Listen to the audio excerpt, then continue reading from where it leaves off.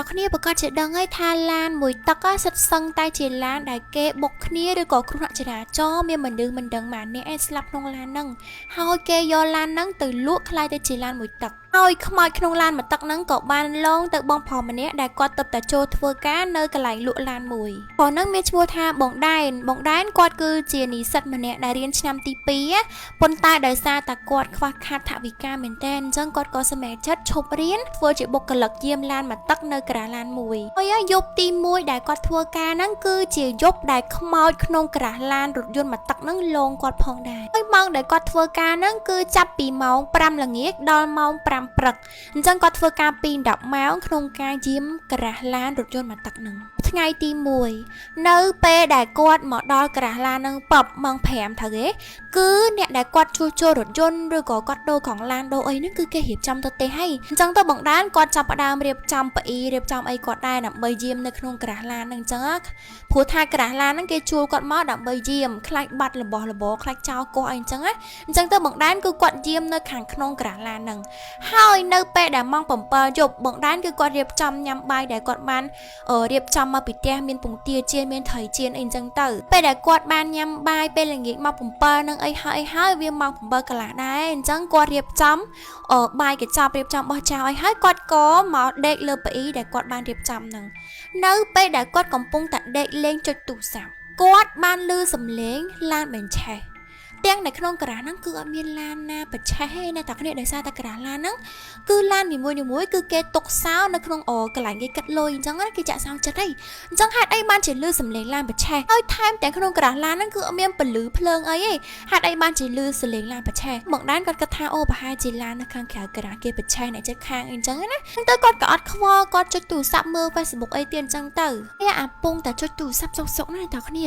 លេងគាត់ឮសំឡេងមនុស្សដើរក្រោយខ្នងគាត់ដើរក្រោយផ្អ៊ីគាត់ហ្នឹងចាបងចំពោះវីតាមីនតោសុខជាតិរបស់ Philips មនុស្សប្រុសក៏អាចញ៉ាំបានដែរនិយាយទៅគឺវាជាវីតាមីនជំនួយដល់ស្បែកយើងឲ្យសភ្លឺថ្លាមាត់ឲ្យលងចឹងបងថាមិនបារម្ភថាមានផលប៉ះពាល់បើសិនជាមនុស្សប្រុសញ៉ាំហើយបងខ្លះទៀតសួរថាវីតាមីនផ្លាសារ៉ាហ្នឹងទិញតាមណាទៅបងអត់ដឹងទិញតាមណាអូខេបងណាបងអាចទិញទៅតាម page ដែលខ្ញុំបានដាក់លើនឹងបានបងខ្លះទៀតសួរថាតម្លៃប៉ុន្មាននិយាយទៅបងទាំងអស់គ្នាអាចឆាទៅ page បងផ្សេង Philips ផ្ទាល់ណាគឺគាត់បានប្រាប់តម្លៃ promotion ទៀតដោយសារតែឥឡូវគាត់កំពុងតែមាន promotion ផ្ទាល់ឥឡូវចូលមកដល់វីតាមីនតោសុខជាតិរបស់ Philips វិញវីតាមីនតោសុខជាតិនេះញ៉ាំទៅធ្វើឲ្យស្បែកសភ្លឺថ្លាបាត់មុនបាត់ស្នាមនៅលើមុខមិនថាដងខ្លួនឬក៏ស្នាមយូរឆ្នាំទេវីតាមីននេះវានឹងចូលទៅ booster ស្បែកបងឲ្យសជាងមកបែបគីឡូបែបមានសំណើមមកវីតាមីនតោសុខជាតិ Philips ក៏មានសម្រាប់អ្នកដែលគាត់អំបៅដោះកូនដែរអ្នកដែលគាត់ទៅតែកាត់កូនខ្ចីបាន3ខែកំពុងតែអំបៅដោះកូនគឺអាចប្រើបានប្រើទៅស្បែកស្អាតក្មេងជាងវ័យហើយសំខាន់គឺមានទឹកដោះឲ្យកូនមុំច្រើនទៀតអញ្ចឹងបើសិនជាចង់បានស្បែកស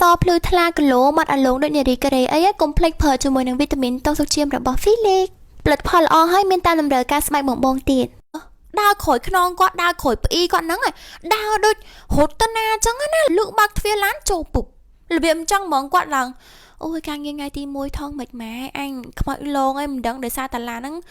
ជាប្រភេទឡានមកទឹកអញ្ចឹងគាត់ក៏ដឹងដែរថាឡានហ្នឹងពិតជាមានខ្មោចស្លាប់នៅក្នុងហ្នឹងមែនមិនដឹងថាឡានហ្នឹងម៉ានចំនួនហើយបានគេយកមកលក់អញ្ចឹង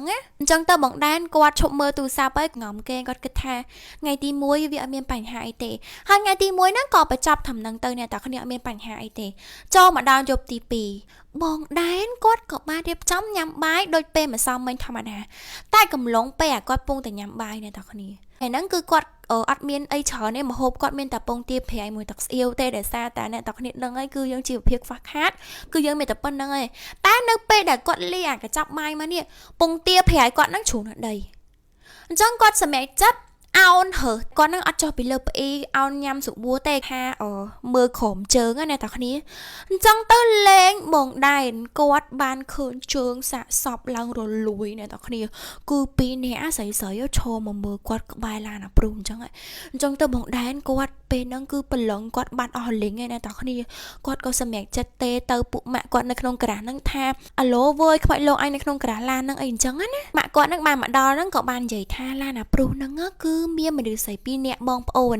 ជិះទៅដើរលេងនៅខេត្តប៉ុន្តែរឿងដែលអាក្រក់ហ្នឹងគឺឡានបែកកង់ហើយរេធ្លាក់បន្លាយធ្វើឲ្យគាត់ហ្នឹងស្លាប់នៅក្នុងឡានហ្នឹងទាំងបងទាំងប្អូនហ្នឹងទៅគ្រាន់តែបងដែនដឹងរឿងហ្នឹងអ្នកតាគ្នាគឺបងដែនអស់ប្រឡឹងពីខ្លួនលេងហ្មងគាត់ថាអូយឈប់ធ្វើការហ្នឹងអើយចាំប្រាប់ ប់តកែផងហើយគាត់ក៏បានជិះម៉ូតូទៅផ្ទះជួលគាត់វិញទៅរឿងមួយដែលខ្ញុំបានមកពីបងដែនទេអញ្ចឹងបើសិនជាអ្នកទាំងគ្នាចូលចិត្តខ្ញុំសម្រាប់រឿងប៉ិតអញ្ចឹងណាកុំភ្លេចឲ្យបេះដូងវីដេអូនេះច្រើនដើម្បីជាកម្លាំងចិត្តក្នុងការហៅរឿងថ្មីនិយាយបន្តទៀតបាយបាយ